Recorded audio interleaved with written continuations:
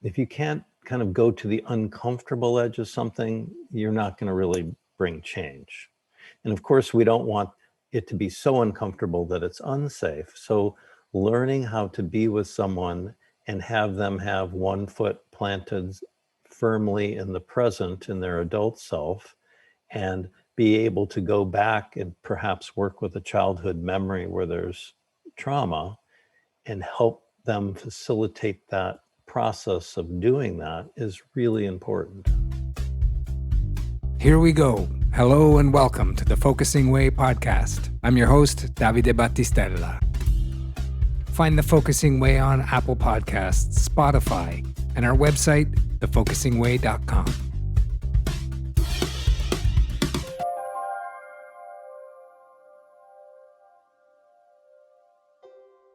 Today on the Focusing Way podcast, founder and executive director of the Seattle Focusing Institute, Jeffery Morrison. A focusing-oriented psychotherapist and focusing coordinator, Jeffery Morrison practices on Vashon Island in Washington State and via Zoom. He specializes in working with complex trauma and teaching focusing-oriented therapy to therapists and other healing professionals. His training program blends focusing, mythology, mindfulness, and other embodied practices for unwinding trauma and restoring wholeness. His new organization, the Seattle Focusing Institute, is dedicated to teaching focusing, meditation, trauma release exercises, movement practices, and more.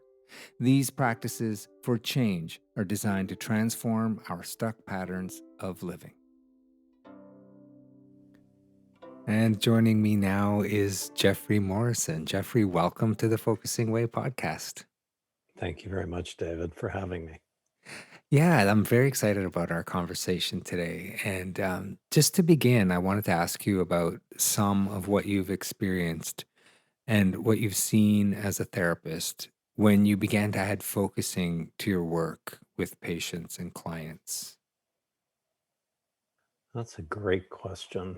For about 15 years, I worked in middle schools, working with kids, doing counseling, and I knew about focusing, and I think I used it a little bit on my own, but it wasn't really until I started a private practice around the year 2000 that I started kind of getting back into studying focusing and having focusing partnerships. And as I did that, my life began to change in different ways, and I really began to understand how to connect with people and listen to people more deeply and really track their process more than kind of the content of what they were saying. And that really allows a therapist to, I think, join with the client more and really help them touch into their own experiencing more, which is really what brings lasting and deep change. Otherwise, you're doing more kind of problem solving, which can be helpful at times, but doesn't really get at the deeper, longer term issues.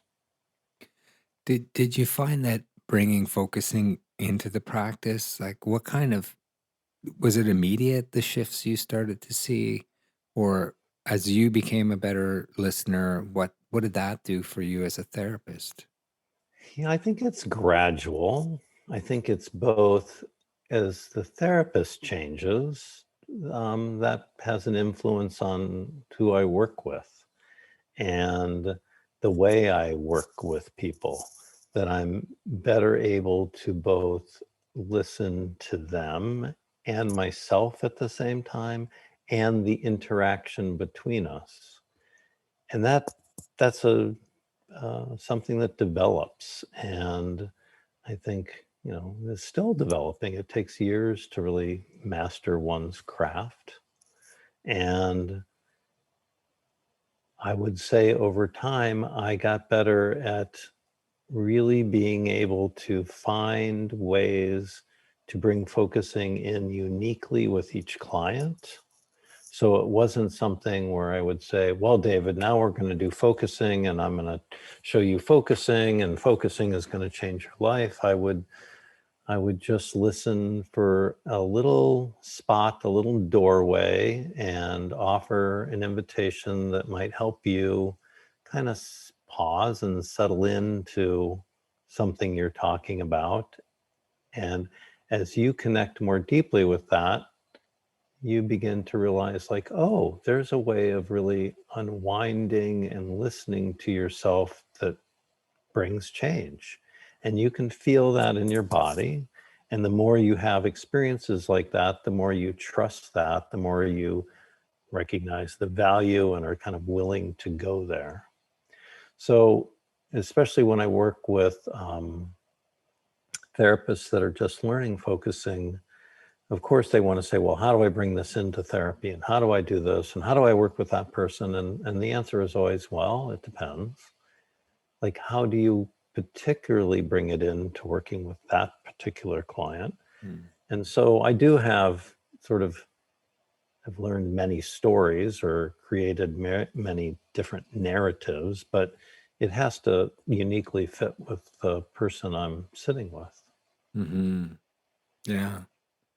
I guess what I'm really curious about is how much focusing impacts the therapy. Like you as a therapist before focusing and after, what kinds of things begin to open up, not just for yourself, but also what kind of things do you see in your patient or clients?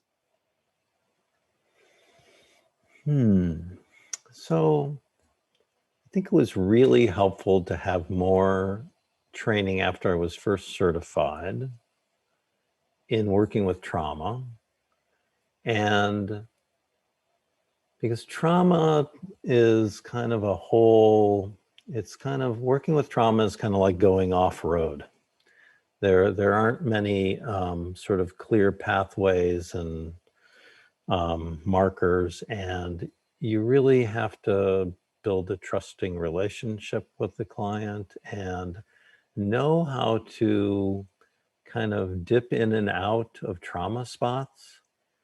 So that took some time. And once I really kind of had a bigger sense of what was possible and what I could do and the risks I could take safely with clients, that's when I really noticed much bigger sort of shifts and changes in the process of working with others. And all of my focusing teachers have been wonderful. My trauma teaching came from Shirley Turcotte, who is up in Vancouver, British Columbia. And she taught from her own experience, and she had a big trauma experience, and she had lots of experience working with trauma. And it just kind of gave me a much bigger horizon of which to understand the process. And because not only is it the focusing is so important in helping people be with their uncomfortable experiences and turn toward and befriend their experiences so you can work with that. But you also have to have a sense of the territory, Mm. because people need some sort of guidance and support, encouragement, safety, to know that you really know what the territory is, where they are in the territory, so that they will do the deeper work. Mm. So I think both of those things go hand in hand. Yeah. Yeah, and you're not just a therapist and focusing practitioner now. You're also training therapists now and teaching them how to add focusing to their practices. So maybe talk about that evolution and how where that's going now with the Seattle Focusing Institute. Well, I've been training and teaching for about 12, 14 years. But recently I've created a new business called the Seattle Focusing Institute. And so it's dedicated to all things focusing and teaching and bringing in practices for change and really helping mentor other practitioners so that they can participate in the program, so they can teach their own things. And, one of the themes that I bring into my work is really helping the practitioner. It's really about the development of the therapist or healing practitioner as as a person when they're doing their own healing, that they are changed and they bring that into their work with others. And part of that is recognizing that we all have our own story. There's something trying to live through each of us that is unique. And that's what I encourage people to find and work with. Jean Genlin said, we don't need someone to do what someone else has already done. We need you to bring in your own unique twist on things and contribute that to the world. So I work with each practitioner and learner to kind of connect with their own story. And one of the ways I do that is looking at kind of what can get in the way of the story and or initiate something that will help them find that and change. And so we look, especially working with trauma, I look at wounds and gifts that we all are wounded in some way in life. And some of those are more, we might say bigger wounds or traumas, but we all can connect to something in our life that both kind of gets in the way of our story, but also if we look at it, may really help us to understand the story that's trying to live through us. And when practitioners learn that, I think they bring a whole new level of connection, care, healing, being able to work relationally, being able to work somatically, because so much of this work really requires first safety and then asking people to be with uncomfortable experiences in a safe way. Because if you can't be with it, if you can't kind of go to the uncomfortable edge of something, you're not going to really bring change. And of course, we don't want it to be so uncomfortable that it's unsafe. So learning how to be with someone and have them have one foot planted firmly in the present in their adult self and be able to go back and perhaps work with a childhood memory where there's trauma, and help them facilitate that process of doing that is really important. Yeah. Yeah. And you mentioned those two beautiful words, wounds and gifts, and how a lot of your work, you work around those things. Can you talk about it in terms of wounds as gifts? Sure. Yeah, there's a few things I can say there. One is a wounds and gifts, I think, come together. They're kind of interwoven. And from focusing and the philosophy that underpins focusing, there's a sense that what we feel as the uncomfortable feelings that we want to change, the problem, is the body's way of saying, hey, something isn't right. But it's also the body saying, I have a sense that of what would be right, of what would bring change. And so right there, both the problem that keeps us stuck and the way forward kind of come together. So for me, I wrote an article for the focusing publication, The Folio, some years ago. And it was after my trauma training with Shirley Turcotte. And I thought, well, Shirley teaches so much of what she does is through her own story. And she's got this big story. And what's my story? And I guess I could just, talk about neuroscience and interpersonal neurobiology and all these other things about trauma work. But what is the story of my woundedness? Is there a story there? And I began to really look at my struggles in education and being dyslexic, which I didn't really know until about the time that I was writing this article, because it was perhaps just a little before that that my daughter was diagnosed with dyslexia. Mm. And I started reading a book about dyslexia, and I thought, oh my God, this explains what's been going on for me. Yeah. And so, although I realized I was a smart kid growing up and I did okay, school was just really hard at times, especially things like spelling and writing. And I just felt quite inadequate at times. My French teacher in high school told me to come back when I learned English, and my mother sent me to college saying, date women who can spell. And, you know, I'm and actually relating. I'm when I relating on a was few looking levels. for schools before I went to college, I was interviewing with an admissions director of a small liberal arts college. And he leaned forward at some point and he said, now, I just want you to know that your SAT scores don't mean that you're mentally retarded. Oh my Which goodness. I knew, but you know, I struggled. Mm-hmm. So I also realized that if I wanted to do what I wanted with focusing in terms of teaching, I had to write and get my writing out there, and I had to be in front of people and speak Mm-hmm. and do these kinds of things that were really kind of difficult for me.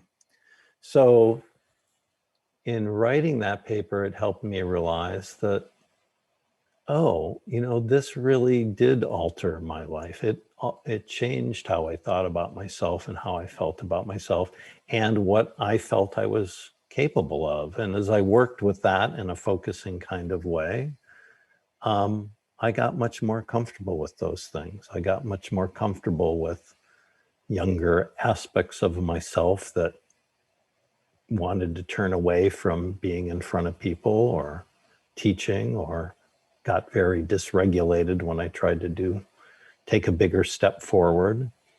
And that was helpful not only to me personally, but then in terms of developing a training program and working with others and encouraging them to find their own wound. And when we're wounded, it can initiate us into something that we didn't know, because we have to, if the wound doesn't kill you, then you continue forward, but you continue forward in an altered way. And you may find things that really help you discover something important about yourself. And, one of the things that I discovered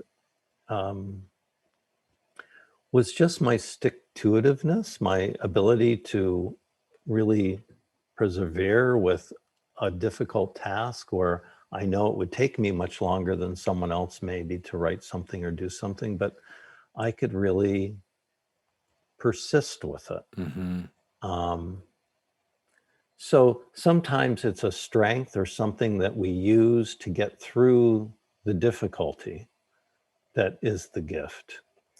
And sometimes it awakens us to something deeper. And so another thing I learned along the way was just, I have a real ability to sit with people in their darkest hours, that I can really persist in a similar kind of way in darkness with someone. And because I've done a lot of that myself, and I'm pretty good at kind of just being there. Um, and there's another interesting thing about wounds and gifts, which is, or the other doorway into your really understanding your own unique story, which is things that we find great joy in and are inspired to do, and we just naturally are drawn to. Those things, I mean, that door feels very easy to go to and through at first, follow your bliss.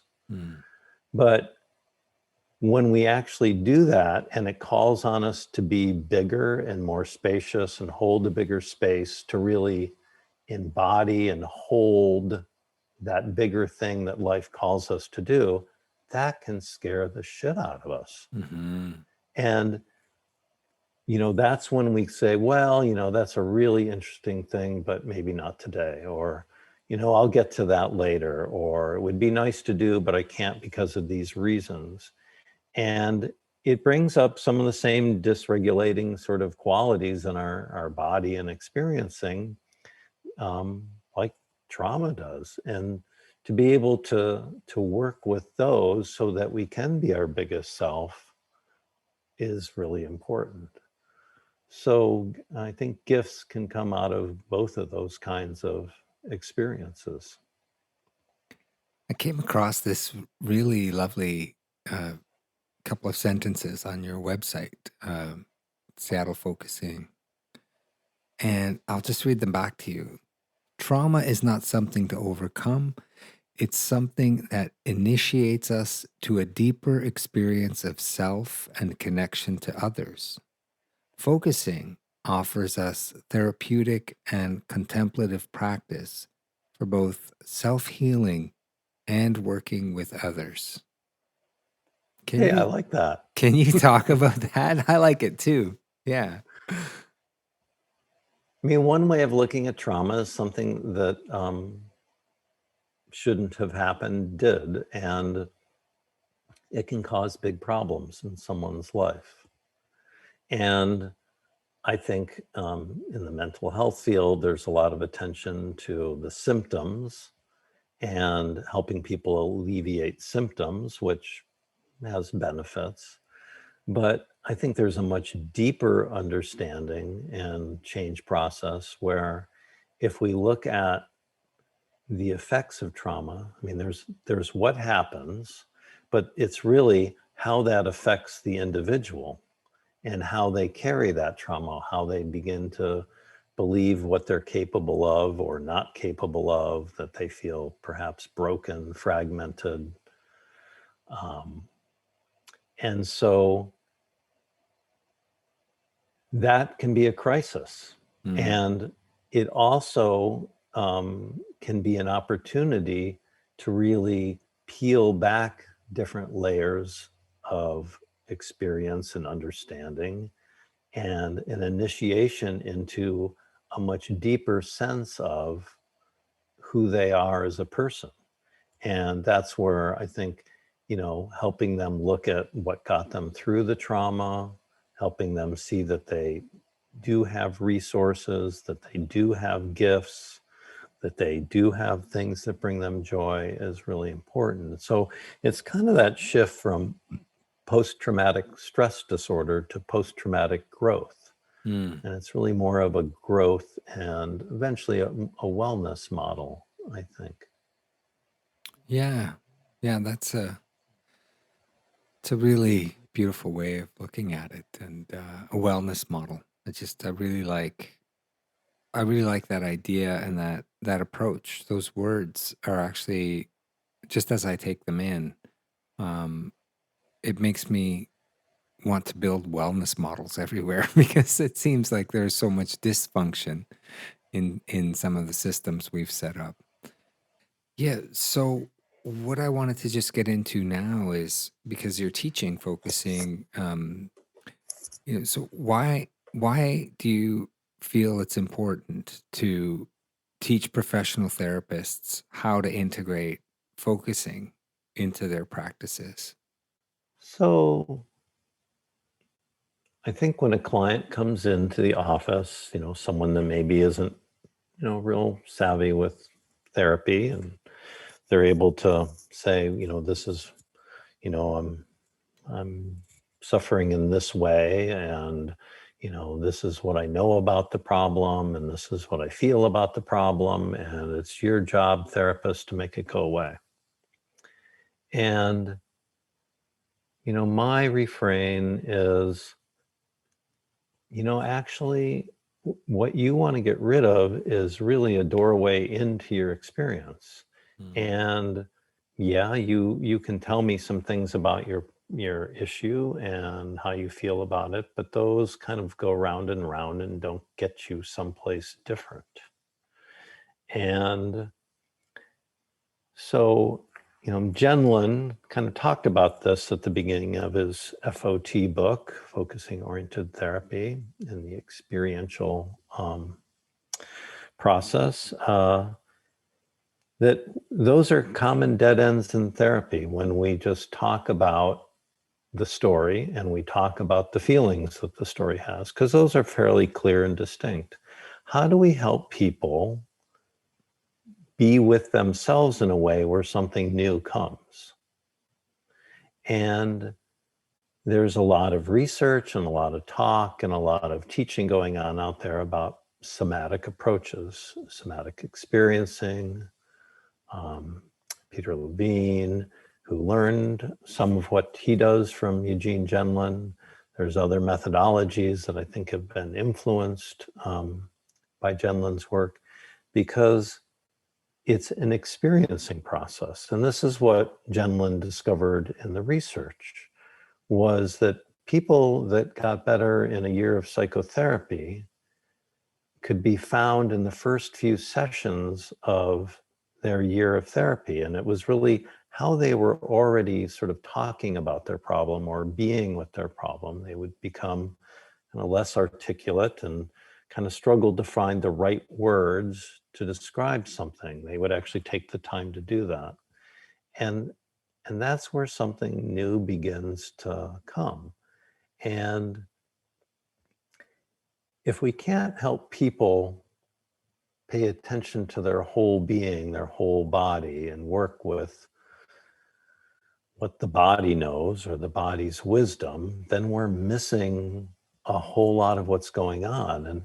And sometimes that comes just through talking about something that we will very naturally kind of maybe pause and notice that there's something more there. But if we can actually help people find those spots and then kind of enter those doors and be with that experience more deeply for even a short period of time, a lot more comes and changes.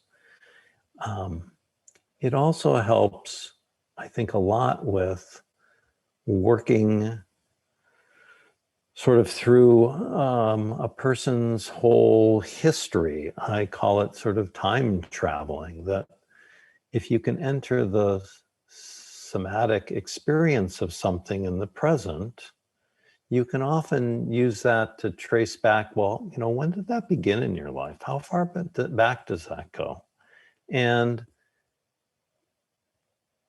people that are unfamiliar with focusing will readily say, well, that goes back as long as I can remember, or that goes back to when I was, just a little kid. Or some people say, well, that feels like it was true at birth or before birth. And you begin to see some of the ways of working with vicarious trauma, as well as regression, and work with different age spots with a person. And I think that that's just so incredibly helpful for therapists to know how to do that safely, because if you don't really know how to do it very well, you can very easily find some memory piece that is overwhelming and re-traumatizing to the person. And I've certainly had clients say, I was in therapy with someone else and then this happened and I never went back, or this happened, we talked about it and the therapist didn't know what to do about it. Or they just kind of ignored my experience because they probably didn't want to go there. And to be able to open those very tender places up and work with them so that a person can see that there's a whole lot more there and really meet their own experience, then they are in a much better position to move on. Yeah. I recently had a client say something that it was so simple, and I hadn't actually just thought about it this way, but she said, people will tell me, to just let it go. It's something that happened in the past, just move on. And she said, you can't let something go until you've actually met it, and met it the way it is, not how you would like it to be. And what she was referring to in her own life is really meeting and fully accepting really how bad it was as a kid when she was a child, what happened to her. And once she could really meet that experience and be with it and work with it in very, many different little memories along the way and focusing therapy sessions, then she could let it go. Yeah. Yeah, it's just the discussion of inner wisdom, and we hear a lot about accessing that part deep within us through focusing, and it's really focusing is something you have to do and travel into. It's a very personal experience, and it's especially beautiful when there's a partnership where someone can hold space, and that in your case is what you're doing as a therapist. But can you just talk about, you've talked about it so eloquently already, but can you talk about it a little bit more about this idea of being able to go deeper in your own focusing experience and in your practice, and what kind of results that's produced? I first encountered focusing back in 1983, and it really kind of blew me away. I was recently out of college, and just the inner experiencing process really, I knew, spoke to me deeply, and it led to coming out to Seattle in 1984 and going to Seattle University's psychology program. But as I mentioned, it wasn't until a bit later that I really started studying focusing. And that's when I met Ann Weiser Cornell. And I really liked that she had this whole program, because up until then, my experience with focusing was you would just take, someone would teach focusing the 6 steps. And once you learn the 6 steps, that was focusing, or maybe some application. And also what started happening in these workshops was they would give you these guides on what to do when the process didn't work. And those guides kept getting bigger and bigger. And Anne has such a lovely way of teaching focusing. And she has such lovely use of language. I mean, in one sense, focusing is our direct experience. And it has no steps. It has no language. But to help us get there and be there and stay there and work with our experience, you build steps and you build language and invitations. And she has developed lovely language to help us be with something. And the sense of presence and how to find presence, and the difference between being present and being identified with something, stuck in the problem, and how we need a little space from the problem. Her language just really helped me be able to do that and to work with parts. Because everything in our experience is a something. Jean Genlin would say, you are an I with no content, meaning all my content, all my different worries, my different mood states, my different parts, they're not who I am. They're something that I have, but really who I am is something more than all that. And so part of it is helping someone learn to be with their stuff. And the more I learn to be with my stuff and notice how the different aspects of me contributed to the conversation, so to speak, then I could sort of tease those out and realize kind of what was even deeper inside of me. And really what's there, I think, when we have that open connection to ourselves is the doorway to an open connection with everything else. Mm. And that's really the doorway into the more contemplative, spiritual, mystical, however you want to try to language that one. Yeah. So that was such important training for me in really having a good solid base to my focusing experience. And that's pretty much what the first year of my training program does, is really work to give people a very solid base with focusing. Because there's a way one can do focusing and sort of touch into the present experience without really knowing how to go deeper and unwind more touchy, vulnerable, wounded places in us. Mm-hmm. And if we can really notice how we can be with our experience, I'll say, like, pull up a chair and just listen to that. Mm-hmm. Listen to that little girl and how she had to go through that. And to help it be very relational for the client with their own experience, and for me with the client with their experience, that language helps immensely. Yeah.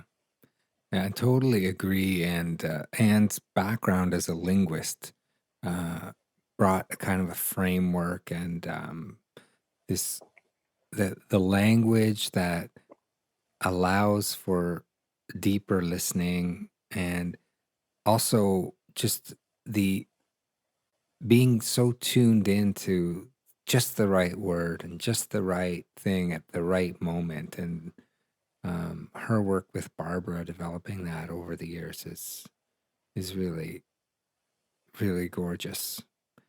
And I have another little quote I found from your website that I like to read, Great. which is this: when you say to yourself, "I've got a bad feeling about this," you're making both a statement about what you know about the situation cognitively and how you sense the more of it as a bodily whole. You're using two ways of knowing. Can you explain that for our listeners? Sure. Yeah, I'll explain it a couple different ways. Um, so there's that sense of what Jen Lin said, if we, the problem, or that when something isn't felt, like we know it isn't right, there's both the, ugh, it doesn't feel right, and there's the something else would feel right. And that's the body trying to show us, let us know, hey, pay attention here. Because if you pay attention here, there's not only the how it feels not right, but there's the opportunity for our organism to kind of give us little steps toward a more right way of being with the situation. And I think kind of what's going on there is our brain is divided in two. There's two cerebral hemispheres, and you have the left cerebral hemisphere is designed to work very quickly and look for patterns and go out in the world and do things and create technology and all this really cool stuff. And it, even the connections in the brain are much shorter, much faster. The right hemisphere has longer connections, and it processes a little more slowly. And it's really, when we talk about mindfulness, this is what mindfulness is to me, and focusing is a kind of mindfulness, is we pause and we say, hey, left hemisphere, take a break. I'm just going to kind of shift into being present and trying my best to stay present. And the right hemisphere is mapping and tracking our body from the outside and the inside all the time. And so when we tune into our body, our physical body, I can feel myself sitting on a chair and my feet are on the ground, and I can check in with my breathing. Those are all things that help me orient to the present moment. Mm.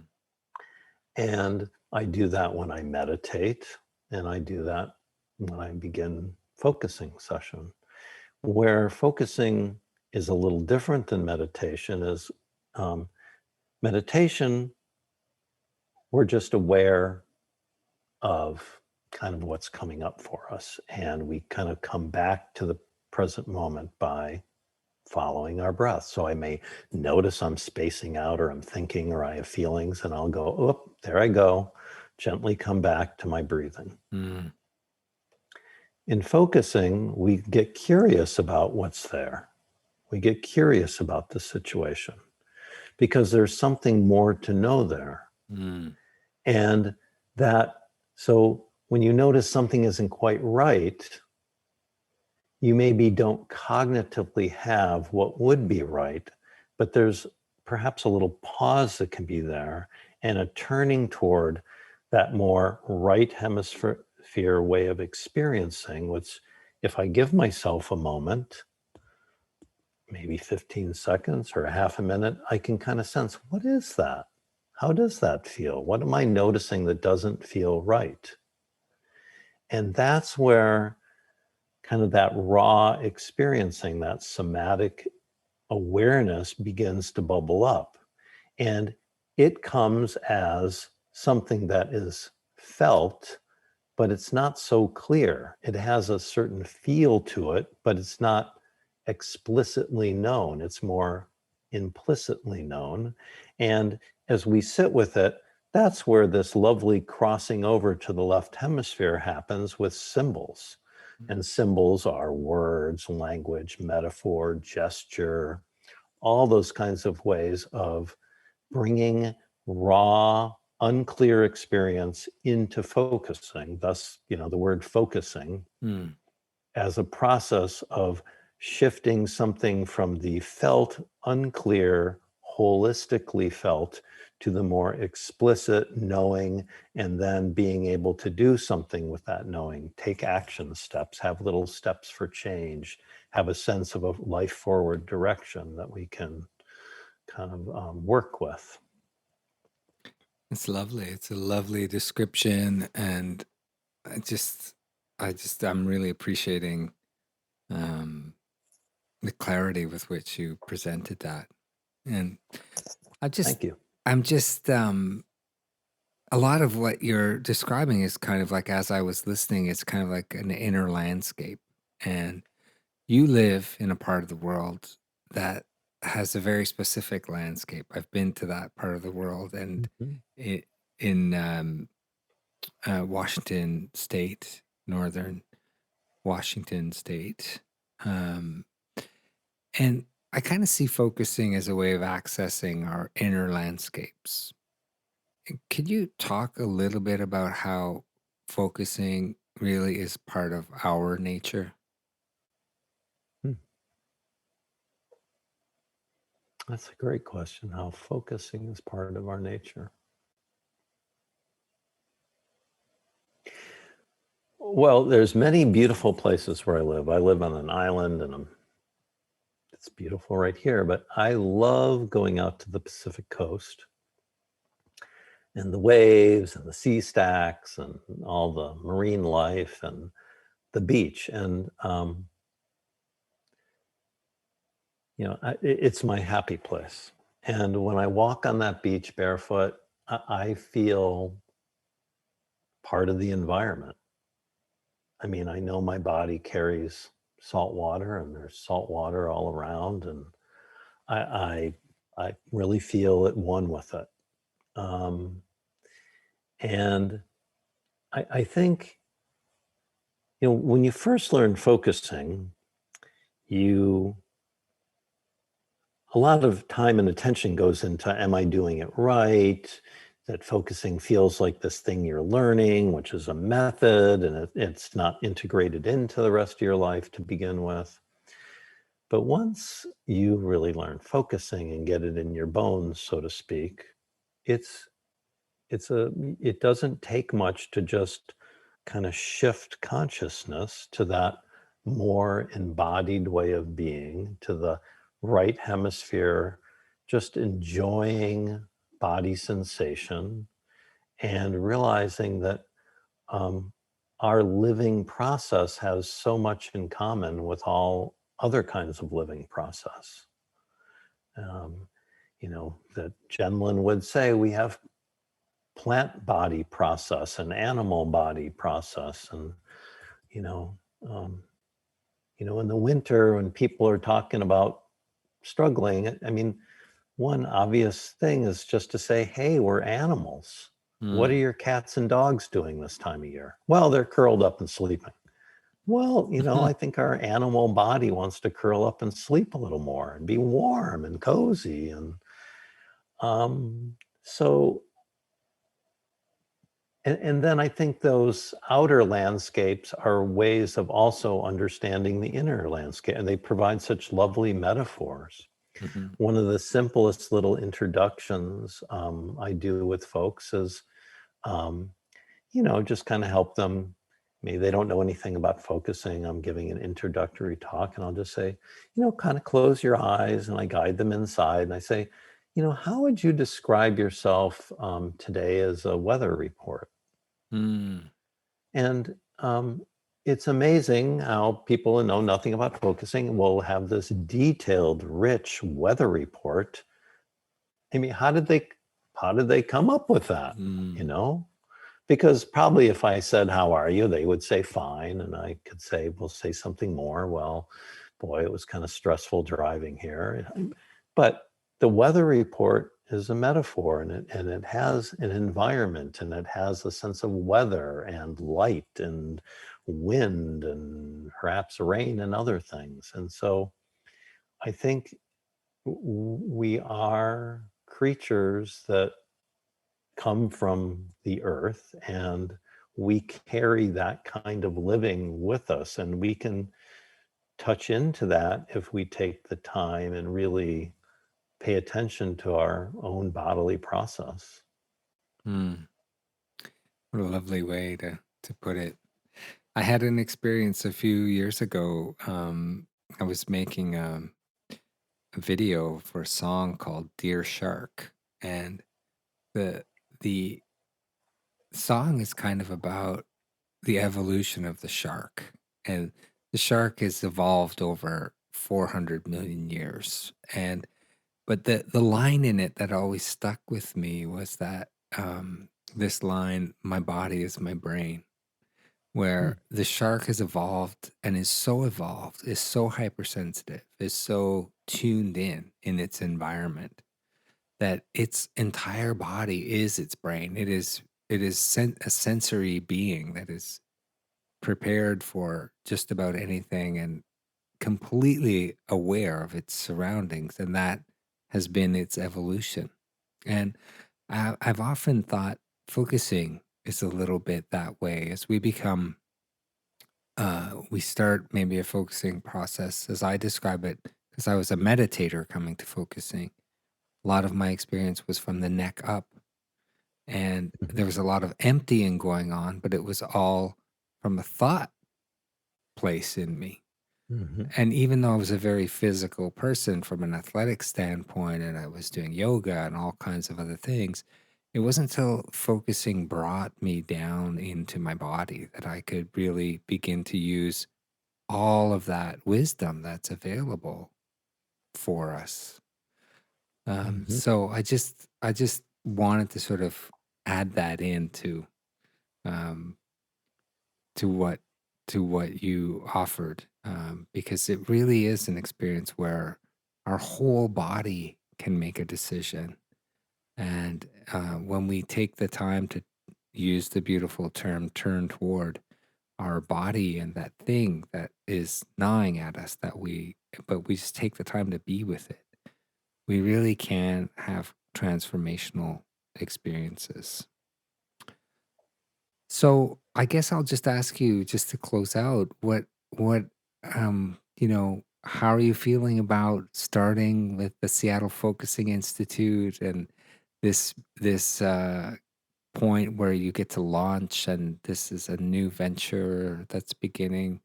Maybe if focusing was a part of that whole process, getting to where, how you use that in a business context, maybe even. Oh, sure. Well, as I get older, um, I've done a lot of clinical work over the years, and I've done some teaching. And as many of us do in the focusing world, we have our private practice, and then we kind of teach on the weekends, or kind of a side thing. And I realized I want to do more teaching. And not only do I want to do more teaching, I want to kind of create community. And I want to help others learn and give them a place where they can practice and teach. And I want to mentor people. I love clinical work. But if I can work with a therapist and really help them change, well, then they're going to affect many, many other people. And in my program, which is oriented to therapists, I also worked with medical doctors, naturopathic doctors, acupuncturists, Alexander technique folks, Feldenkrais, yoga teachers, massage therapists. And, they're going to learn something and bring it into their practice and affect many other people. And so in part, it's also the development of a bit more mentoring. After I became a coordinator in the focusing world, I realized that I still needed some mentoring, and I found a lovely focuser that everyone knows in the focusing world, Joan Klagsburn. And I had such an amazingly wonderful experience with her.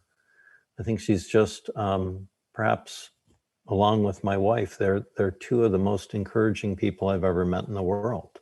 Mm. And I really needed that. I really needed someone to encourage me and say, that's great, do that and do that, do more of that, and you can do that. And it wasn't just praise, but it was really in a deep listening way, helping me sort of grow that sound foundation under my feet to do what I wanted. And I want to help other people do that, because it's it's one thing to learn focusing, it's another to get out there and teach it. And not everyone wants to do all the marketing and building this and doing that to create training programs. It's great if you do, but I want to be able to give people a place to practice and to really teach practices for change, because I teach meditation, focusing. I'm becoming certified in trauma releasing exercises. There's lots of practices that I think help facilitate change, and I'd like to be able to offer those through the Seattle Focusing Institute. Wonderful. I would really like to take the time to thank you for being part of our podcast and for giving this gift to people who can come back to it time and again and listen to this very rich conversation. And once again, it's the Seattle Focusing Institute. Our guest today has been Jeffery Morrison. Jeffery, thank you so much for being here with us today. Thank you, David, for this opportunity.